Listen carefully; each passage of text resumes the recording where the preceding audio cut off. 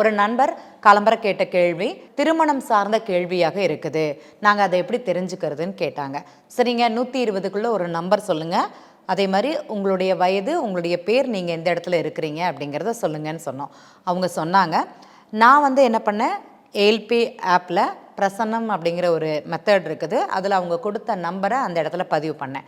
பதிவு பண்ணும்போது அவங்களுக்கு வந்த லக்னம் அப்படிங்கிறது சிம்ம லக்னம், மகம் நட்சத்திரம் முதல் பாதம் அப்படிங்கிறது நடந்துட்டுருக்குது.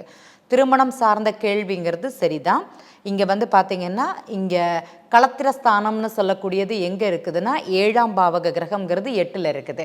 அப்போ பிரச்சனை இருக்குதான்னா கண்டிப்பாக திருமண உறவில் பிரச்சனை இருக்குது, தடை தாமதம் அப்படிங்கிறது இருக்குது. யார் காரணம்னு பார்த்தீங்கன்னா அந்த குடும்பம், வருமானம் அப்படிங்கிறது.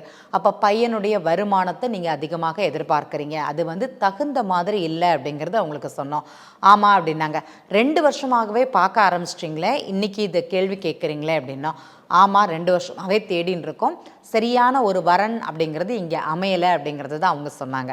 சரிங்க, இப்போ சிம்ம லக்னம் அக்ஷய லக்னமாக, பிரசன்ன லக்னம்ங்கிறது சிம்ம லக்னம், மகம் நட்சத்திரம் முதல் பாதம் போகுது, மகம் 2ஆம் பாதம் போகும்போது தான் திருமணத்திற்குண்டான வாய்ப்பு அப்படிங்கிறது கிரகங்கள் உங்களுக்கு கொடுக்குது. இன்னும் ஒரு 6 மாத காலம் கழிந்து தான் உங்களுக்கு திருமணத்திற்குண்டான அமைப்பு. கொஞ்சம் வெயிட் பண்ணுங்கள், தெரிந்த வரன், பார்த்த வரன் அப்படிங்கிறது தான் இங்கே அமையும்.